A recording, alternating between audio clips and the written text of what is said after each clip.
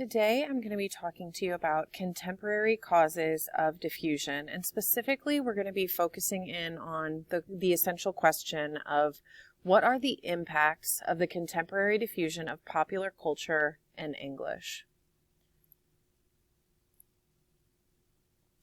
So the contemporary causes of diffusion is something that is listed within the AP Human Geography course and exam description, and it's broken down into one learning objective and then two essential knowledge statements that we'll be focusing on today.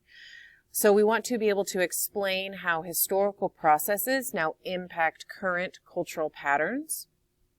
And we're going to explore this through the understanding that cultural ideas and practices are socially constructed, meaning that they're created by people, and they change through both small-scale and large-scale processes like urbanization, globalization, migration, and technical advances.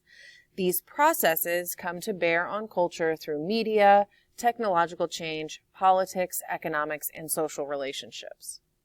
In addition, communication technologies like the internet and the time-space convergence are reshaping and accelerating interactions among people. These communication technologies are also changing cultural practices, like the increasing use of English and the loss of indigenous languages, and these communication technologies are also creating cultural convergence and cultural divergence. Globalization is the process by which people across the world have become increasingly connected through travel, trade, and technology. It's usually about economics, but globalization influences our culture as well, on both small scale and large scale.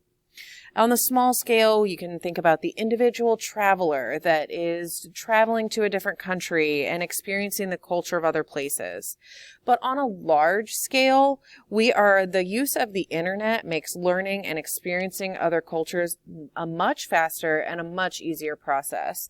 And if we use popular culture as an example, we can really see the methods that popular culture diffuses through. Right, and so some of these things are listed here, like the internet and other technologies, social media, the relationships that we have with different social media and how we interact with people on social media. Other media like TV shows, streaming networks, movies, radio, the podcasts that we listen to, political figures or ideas about politics are also diffused through popular culture, as does ideas about the economy.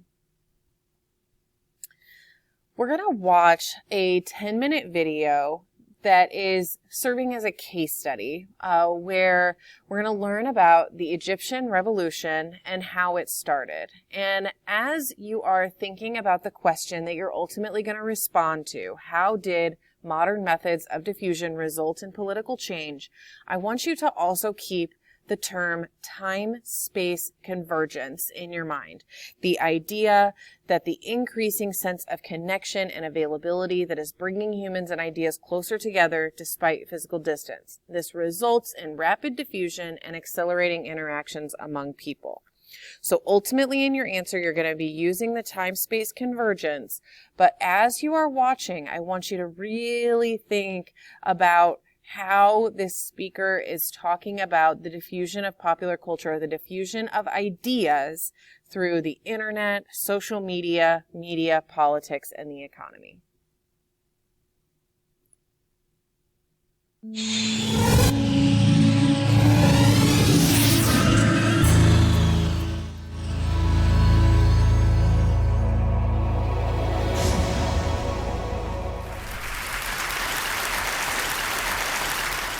This is Revolution 2.0. No one was a hero. No one was a hero, because everyone was a hero. Everyone have done something. We all use Wikipedia. If you think of the concept of Wikipedia where everyone is collaborating content, and at the end of the day, you've built the largest encyclopedia in the world. From just an idea that sounded crazy, you have the largest encyclopedia in the world. And in the Egyptian revolution, the Revolution 2.0, everyone have contributed something. Small or big, they contributed something to bring us one of the most inspiring stories in the history of mankind, when it comes to revolutions. It was actually really inspiring to see all these Egyptians completely changing. If you look at the scene, Egypt for 30 years have been in a downhill, into a downhill. Everything was going bad. Everything was going wrong. We only ranked high when it comes to poverty, corruption, lack of freedom of speech, lack of political activism. Those were the achievements of our great regime.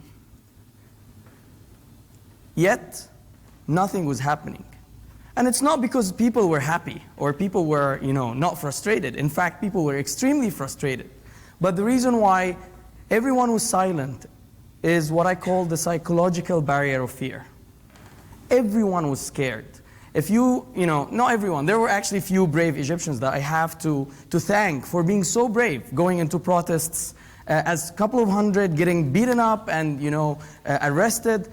But in fact, the majority were scared. Everyone did not want really to get in trouble. A dictator cannot live without the force. They want to make people live in fear. And that psychological barrier of fear have worked for so many years. And here comes the internet, technology, BlackBerry, SMS. It's helping all of us to connect. Platforms like YouTube, Twitter, Facebook were helping us a lot because it basically gave us the impression that, wow, I'm not alone. There are a lot of people who are frustrated. There are lots of people who are frustrated. There are lots of people who actually share the same dream. There are lots of people who care about their freedom. They probably have the best life in the world. They are living in happiness. They're living in their villas. They're happy. They don't have problems. But they are still feeling the pain of the Egyptian. A lot of us were not really happy when we see a video of an Egyptian man who's eating the trash while others are stealing billions of Egyptian pounds from the wealth of the country. The internet have played a great role helping these people to speak up their minds, to collaborate together, to start thinking together. It was an educational campaign. Khalid Saeed was killed in June 2010.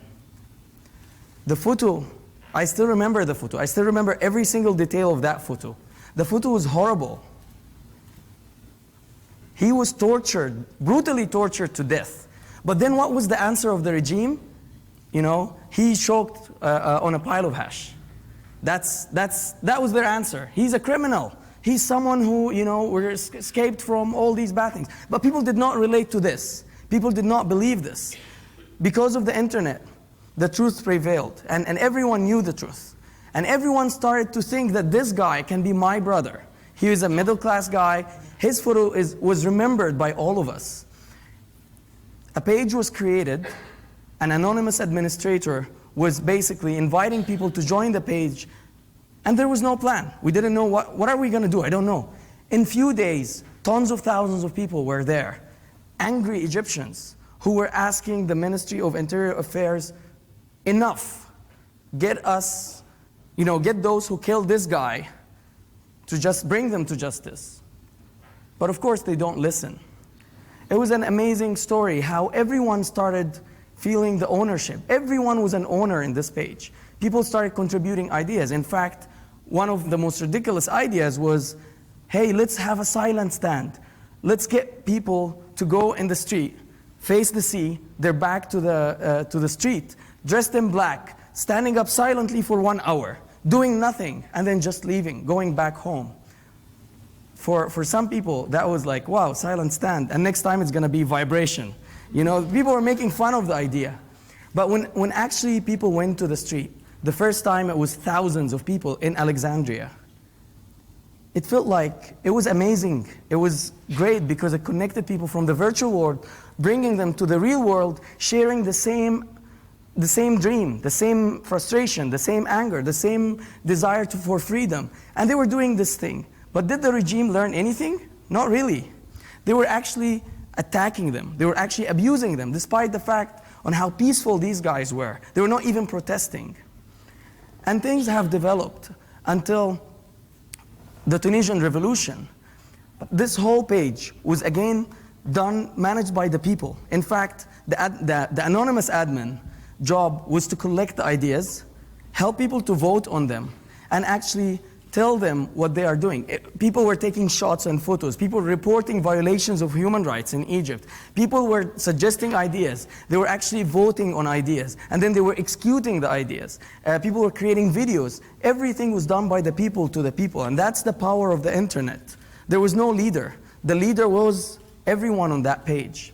The Tunisian experiment, as Amr was saying, inspired all of us, showed us that there is a way. Yes, we can do it. We have the same problems. We can just go on the street. And when I saw the street on the 25th, I went back and said, Egypt before 25th is never going to be Egypt after 25th. The revolution is happening. This is not the end. This is the beginning of the end. I was detained on the 27th night. One day, thank God I announced the locations and everything, but then they detained me. And I'm not going to talk about my experience because this is not about me. I was detained for 12 days, blindfolded, handcuffed, and I did not really hear anything. I did not know anything. I was not allowed to speak with anyone. And I went out. Next day I was in Tahrir. Seriously, with the amount of change I have noticed in this square, I thought it was 12 years. I never had in my mind to see this Egyptian, the amazing Egyptian. The fear is no longer fear. It's actually strength, it's power. People were so empowered. It was amazing how everyone is so empowered and now asking for their rights. Completely opposite. Extremism became tolerance. Who would imagine before the 25th, if I tell you that hundreds of thousands of Christians are going to pray and tons of thousands of Muslims are going to protect them, and then hundreds of thousands of Muslims are going to pray and tons of thousands of Christians are going to protect them. This is amazing. All the stereotypes that the regime were trying to put on us through their so-called propaganda or mainstream media are proven wrong. This whole revolution showed us how ugly such a regime was, and how great and amazing the Egyptian man, the Egyptian woman, how simple and amazing these people are whenever they have a dream. When I saw that, I went back and I wrote on Facebook. And that was a personal belief. Regardless of what's going on, regardless of the details, I said that we are going to win. We're going to win because we don't understand politics.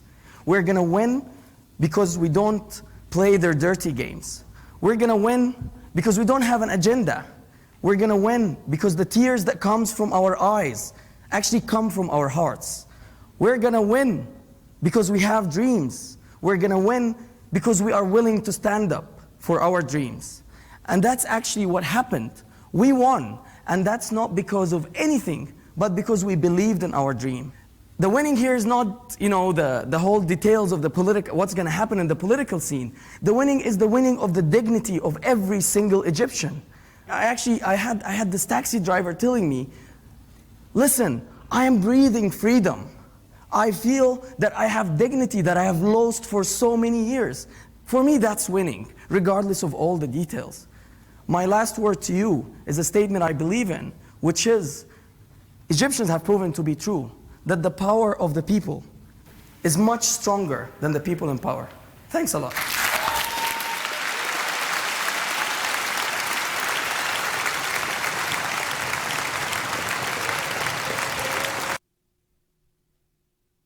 So then again, think about this prompt. How did modern methods of diffusion result in political change? And when responding to it, use the key term time-space convergence. When you're using that term, think about the following ways to start your response. Modern methods of diffusion, such as the time-space convergence, contributed to political change in Egypt because, or this is an example of time-space convergence because. Go ahead and pause the video, the screencast at this point, and write your response.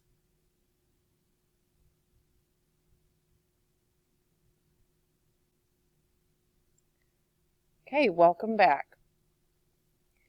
The results of the time-space convergence and widespread diffusion of popular culture are things like cultural convergence. As cultures interact with one another, they become more similar. They start sharing and adopting one another's ideas, innovations, and other cultural traits. Historically, cultural convergence was something that was related to spatial relationships. And that basically meant that if you were closer to a place, there was more interaction, and the further away you are, there was less interaction. But because of the time-space convergence, spatial relationships just aren't as important as they once were. Like right now, our world is shrinking because of communication technologies. So we can see this through a couple different examples, like the picture shown above, the Women's World Cup, where the United States won the Women's World Cup. And that's a worldwide competition, and soccer in the United States is not nearly as popular as it is in other countries, but the United States has become more and more influenced by the fandom of soccer, and we've become soccer has become a more popular sport here in the United States. Ideas like democracy can also spread through cultural convergence. This idea that democracy can happen, as you can see in this map, that the Arab Spring was not just something that happened in Egypt, it was something that happened throughout Southwest Asia, or the Middle East, and Northern Africa. And the spread of English, it's a widely spoken language. We spoke earlier this week about how it was the lingua franca of the world. But the time-space convergence can also lead to cultural divergence, right? There's areas that there might be a technology gap. People may not have access to these communication technologies, or some groups may decide to reject these mainstream technological communications, like groups like the Amish, who believe that these modern conveniences would have a negative effect on their society. And so this can also lead to the loss of folk culture and the loss of indigenous languages. But sometimes these groups diverge so that they can retain their originality, right? They have a resistance to the combining of the culture. They're resisting those assimilationist practices. And so we're going to look now at a video about endangered languages. And I want you to think now about what are the impacts of widespread diffusion of popular culture and English.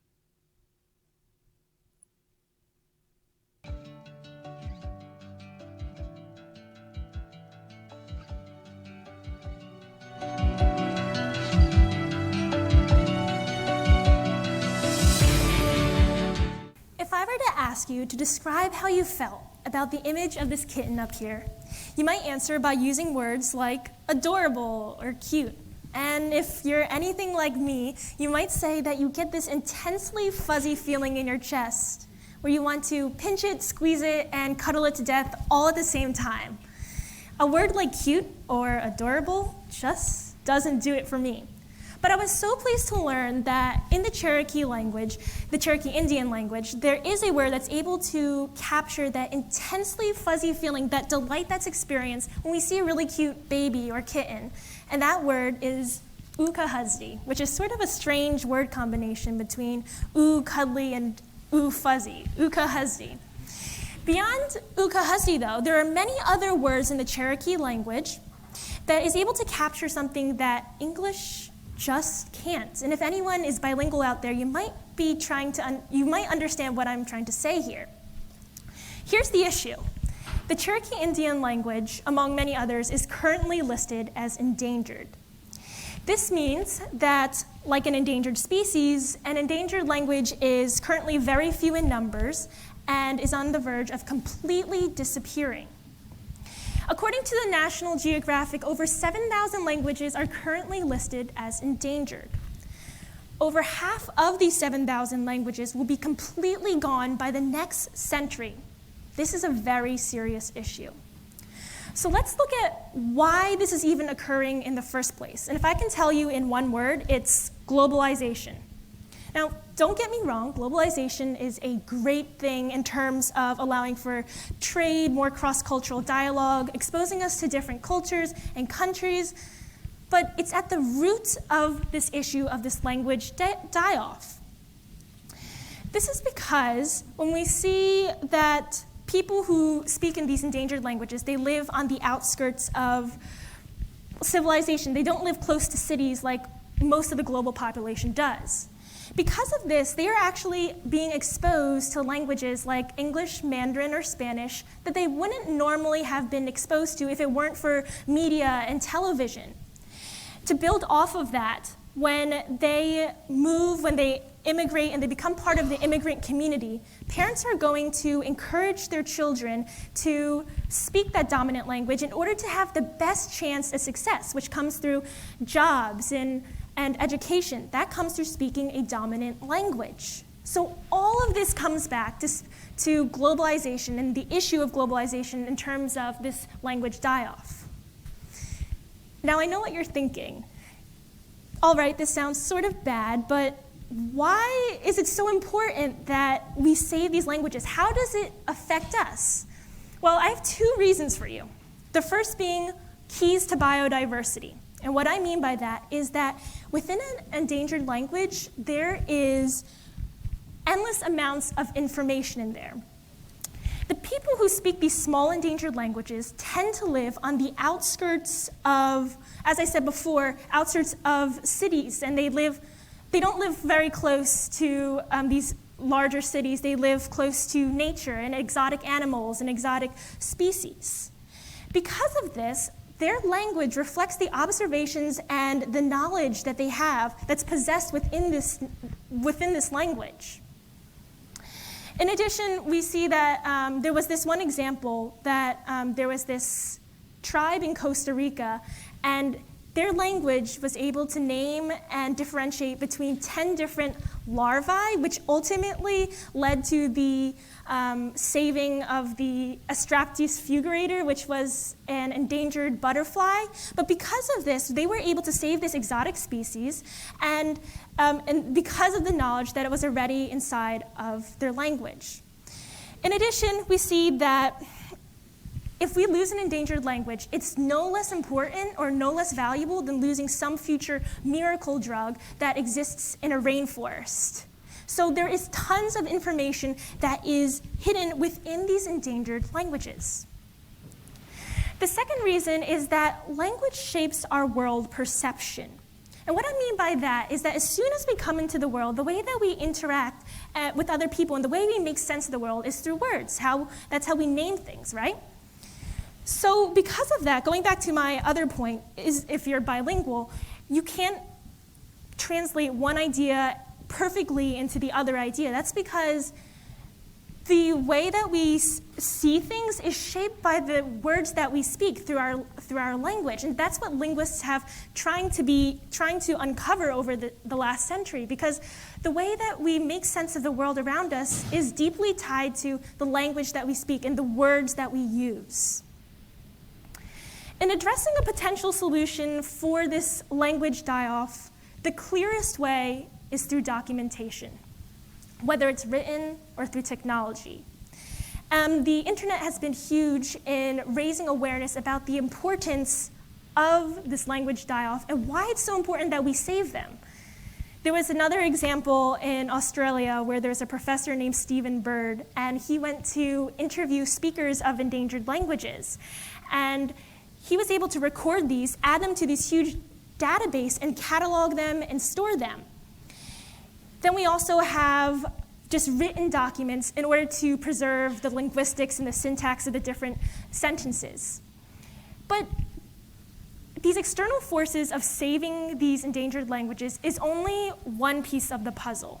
The other piece of the puzzle is that we need internally from the community itself to try to save these languages. If there is no desire to keep perpetuating these languages within the community, then it'll die out altogether. So both from the outside and the inside, there needs to be the desire to want to continue these languages. All in all, when a language dies off, it takes with it a certain piece of history, culture, and science that the world may never see again. We don't just lose scientific and medicinal knowledge, but I think more importantly, it's about how we lose insights about the way a community sees and interacts with other people, their sense of humor, their love of life. In short, we lose centuries of testimonies of life. It turns out that these languages least spoken still have much to say. Thank you. So in responding to this question, what are the impacts of widespread diffusion of popular culture in English? I want you to think about your response and using the prompts here. The impacts of the widespread diffusion of popular culture in English throughout the world are, and then either give me an example or think about why this is significant.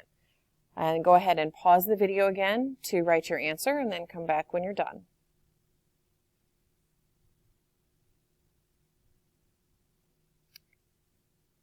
So why is it that these languages are dying? What is happening? What are the things that countries do that cause these languages to die?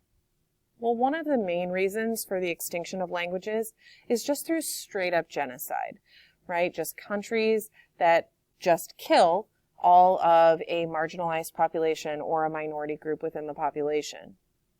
Also, the pressure of globalization and cultural convergence. This can also be seen as the pressure to assimilate, the pressure to conform to the ways of a majority culture. And this can also happen through laws that are used against indigenous languages. And there's a couple examples I have here of the laws, although if you look throughout world history, there's a lot more examples about laws against the use of indigenous languages. For example, in Turkey, the Kurdish population that lives there are forbidden by the government to either print or formally teach their language. So if anyone is caught doing that, then they can be persecuted and sent to jail. And here in the United States, we have also had policies, especially against Native Americans. One of the most effective policies that the United States government perpetrated against Native Americans was Native American boarding schools that were used from the 1890s all the way through the 1960s. And with these boarding schools, Native American children would be separated from their families, so separated from their culture, and often moved far away where they went to a school where they had to dress in American ways, they had to speak English, they would have been forbidden from using their native language or practicing anything of their native culture.